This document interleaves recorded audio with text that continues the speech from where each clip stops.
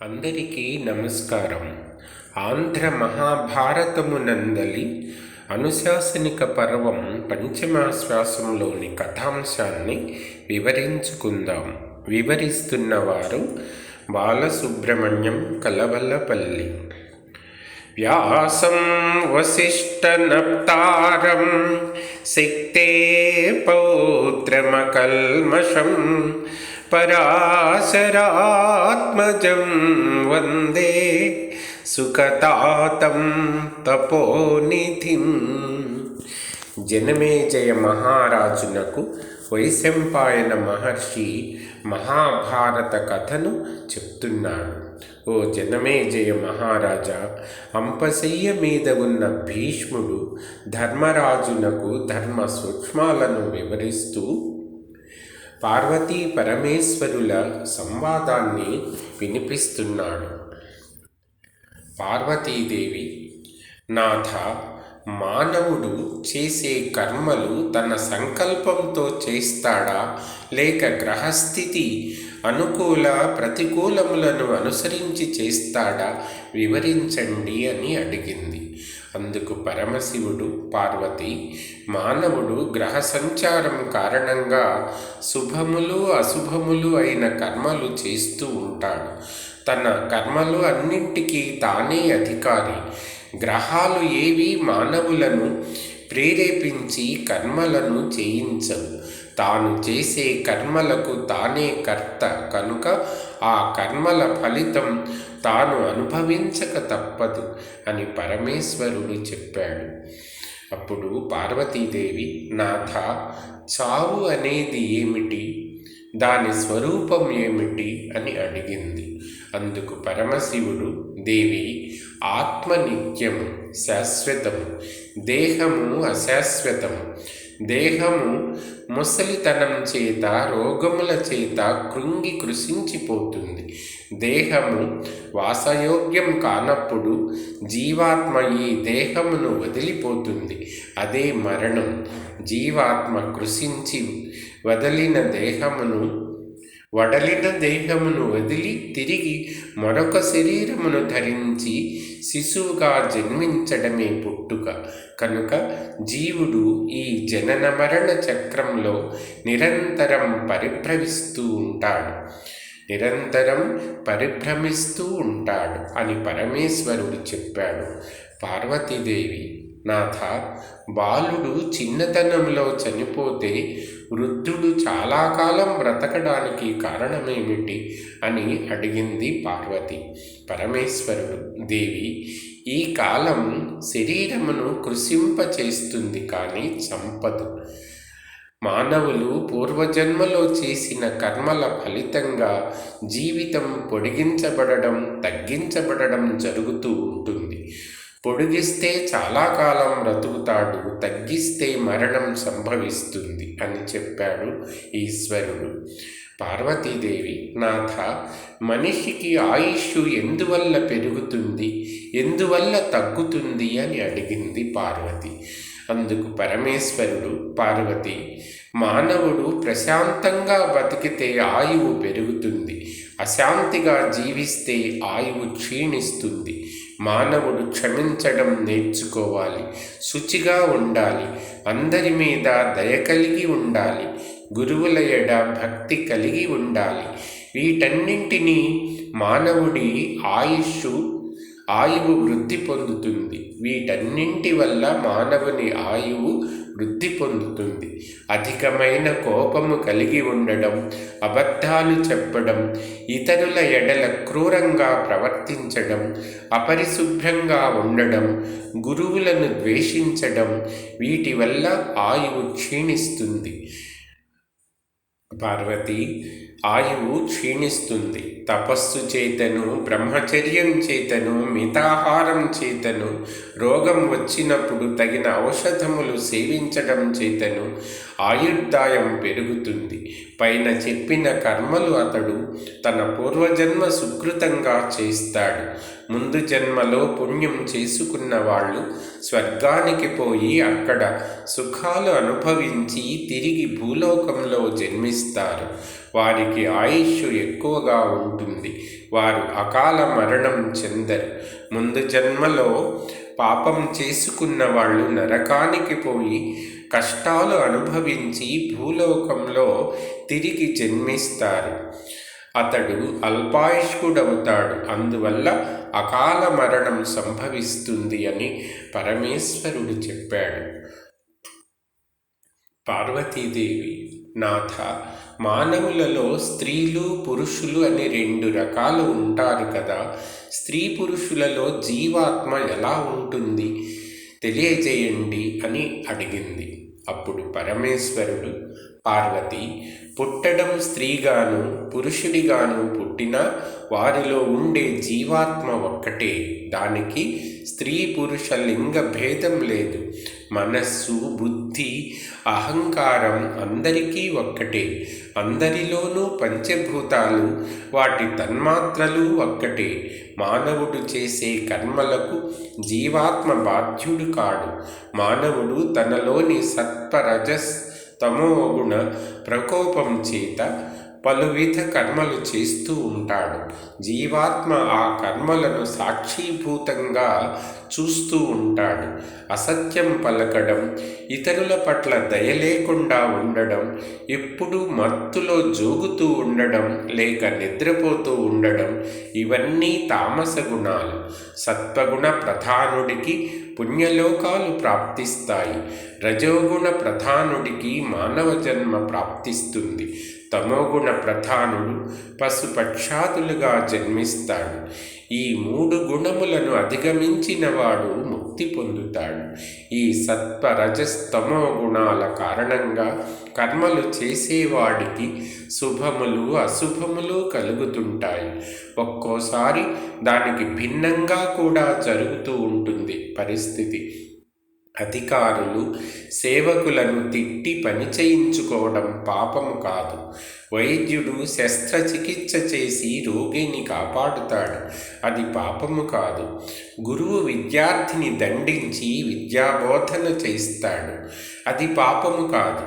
అవి సుకృతములే కనుక సుకృత ఫలితమే వారికి వస్తుంది. జీవులు గర్భము నుండి, గుడ్డు నుండి, చెమట నుండి జన్మిస్తుంటాయి. వీటికి అన్ని ఇంద్రియములు ఉంటాయి. కానీ విత్తనముల నుండి పుట్టిన చెట్లకు స్పర్శ జ్ఞానం మాత్రం ఉంటుంది. గర్భము నుండి పుట్టిన జీవులలో మానవుడు గొప్పవాడు. అతనికి ధర్మాధర్మ విచక్షణ, మంచి చెడుల విచక్షణ ఉంటాయి.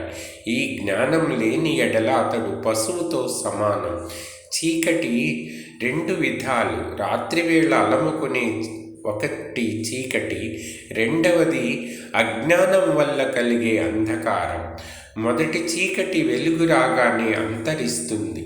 మనిషిలో అలుముకున్న చీకటిని విద్య వల్ల, శాస్త్ర విజ్ఞానం వల్ల నశిస్తుంది. మానవులలో పుట్టిన చీకటిని పారద్రోలడానికి బ్రహ్మ వేదములు, శాస్త్రములు సృష్టించాడు. వేదములు, శాస్త్రములు అధ్యయనం చేయడం వల్ల ఏది చెయ్యాలో ఏది చెయ్యకూడదో తెలుస్తుంది. దానివల్ల అజ్ఞానపు చీకట్లు తొలగిపోతాయి. కామము, కోపము, లోభము, మోహము, మదము, మాత్సర్యము మొదలైన గుణాలు శాస్త్రాధ్యయనం వల్ల నశిస్తాయి, విజ్ఞానాన్ని పెంపొందిస్తాయి. అలాంటి వాడు కొంచెం పుణ్యం చేసినా ఎక్కువ ఫలితం వస్తుంది. శాస్త్రజ్ఞానం లేకుండా అజ్ఞాన అంధకారంలో మునిగిన వాడు ఎన్ని పుణ్యకార్యాలు చేసినా అతనికి లభించే ఫలం తక్కువే అన్నాడు శివుడు. పార్వతి, నరుడు మరణించగానే జన్మించిన అతనికి పూర్వజన్మ స్మృతి ఉంటుంది. వాడిని జాతి అమరుడు అంటారు. కానీ వయస్సు వచ్చేసరికి పూర్వజన్మ స్మృతి పోయి మామూలు మనిషి అవుతాడు. ఇలా కొంతమందికి మాత్రమే జరుగుతూ ఉంటుంది. ఇలా పూర్వజన్మ స్మృతి కలగడం వల్ల పూర్వజన్మ ఉందని రుజువు మానవులకు అవుతుంది. ఒక్కోసారి మరణించిన మానవుడు తిరిగి బ్రతకడం జరుగుతుంది. ఒక్కోసారి యమభటులు పొరపాటున ఒకరికి బదులు ఒకరిని తీసుకుపోతుంటారు. యముడు ఆ పొరపాటును సరిదిద్ది తిరిగి భూలోకానికి పంపిస్తాడు. ఇలాంటివి అక్కడక్కడా జరుగుతూ ఉంటాయి అని చెప్పాడు శివుడు. పార్వతీదేవి, మహాదేవ, స్వప్నం అంటే ఏమిటి అని అడిగింది.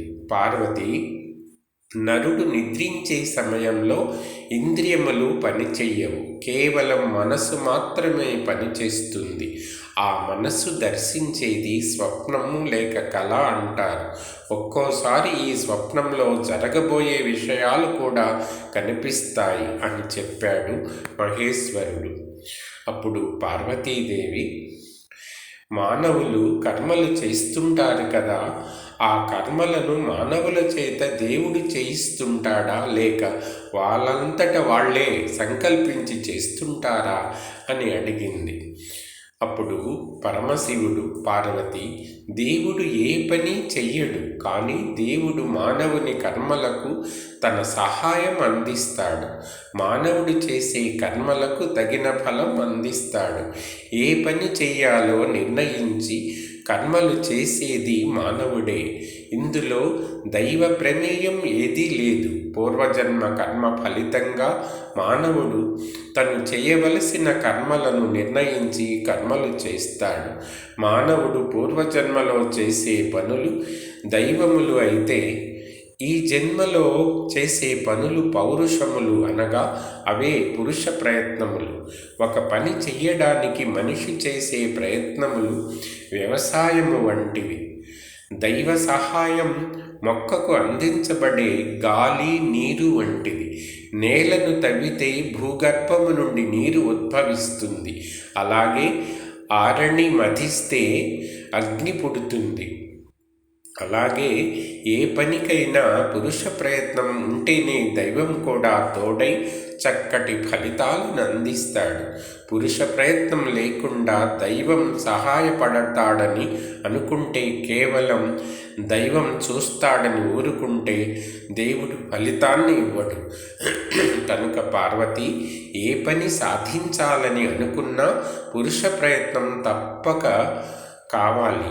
అప్పుడే దేవుడు సత్ఫలితాలను ఇస్తాడు.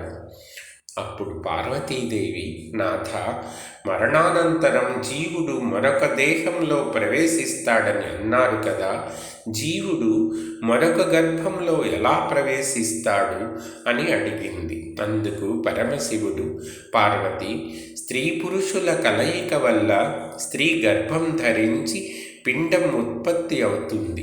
ఆ పిండంలో జీవుడు ఉండి శిశువుగా పునర్జన్మ పొందుతాడు. జీవుడు స్త్రీ గర్భంలో రూపుదిద్దుకొనడానికి దైవ సహాయం తప్పనిసరి. పార్వతి, నీకొక రహస్యం చెప్తాను. పూర్వం మానవులందరికీ పూర్వజన్మ స్మృతి ఉండేది. అందువల్ల మానవులందరూ తమను తాము సంస్కరించుకొని పుణ్యకార్యాలు చేసి స్వర్గలోక సుఖాలు పొందుతూ ఉండేవారు.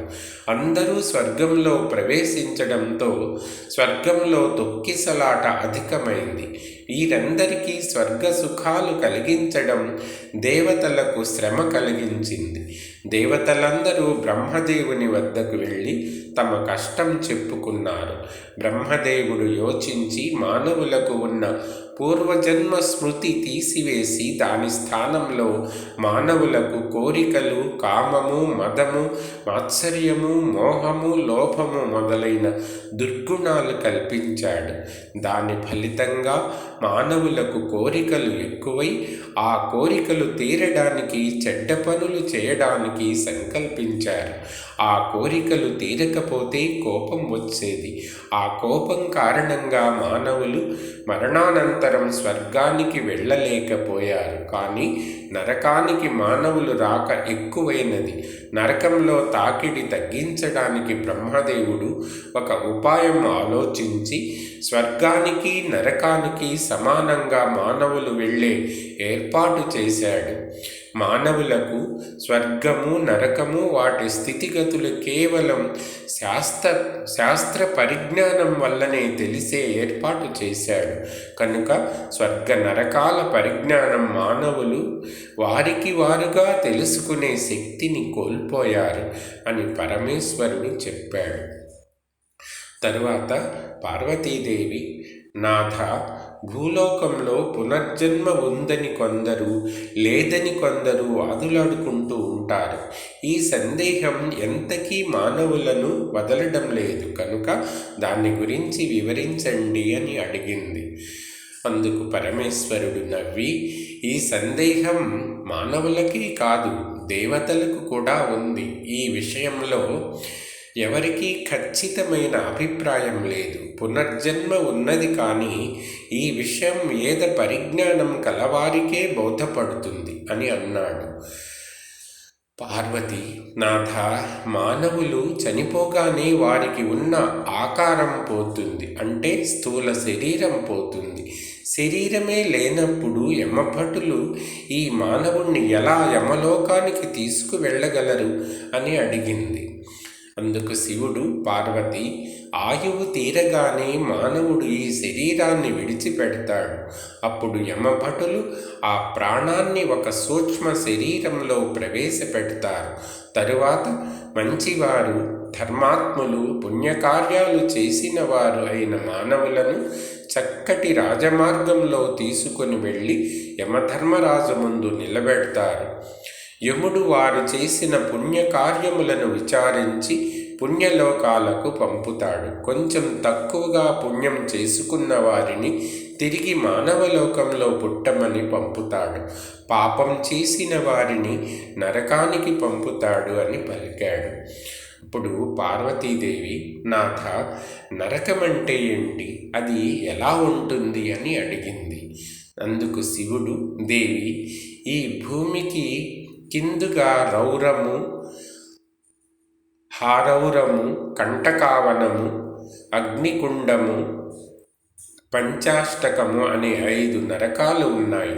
మానవులు చేసిన పాపమును అనుసరించి ఆయా నరకాలకు వెళ్ళి శిక్షలు అనుభవిస్తూ ఉంటారు. అక్కడ కాల్చడం, నరకడం, కట్టడం, కొట్టడం, కుక్కల చేత కరిపించడం, క్రిముల చేత పీడించడం, గ్రద్దల చేత పొడిపించడం మొదలైన నరక బాధలు పెడతారు. ఆ ప్రకారం పాపములు చేసిన వారు నరక బాధలు అనుభవించి పునీతులవుతారు. తరువాత భూలోకంలో పురుగులుగా, ఆ తరువాత పక్షులుగా, ఆ తరువాత జంతువులుగా, తరువాత మానవులుగా జన్మిస్తూ ఉంటారు అని పలికాడు. మిగిలిన అంశాలు ఇంకొక వీడియోలో చెప్పుకుందాం.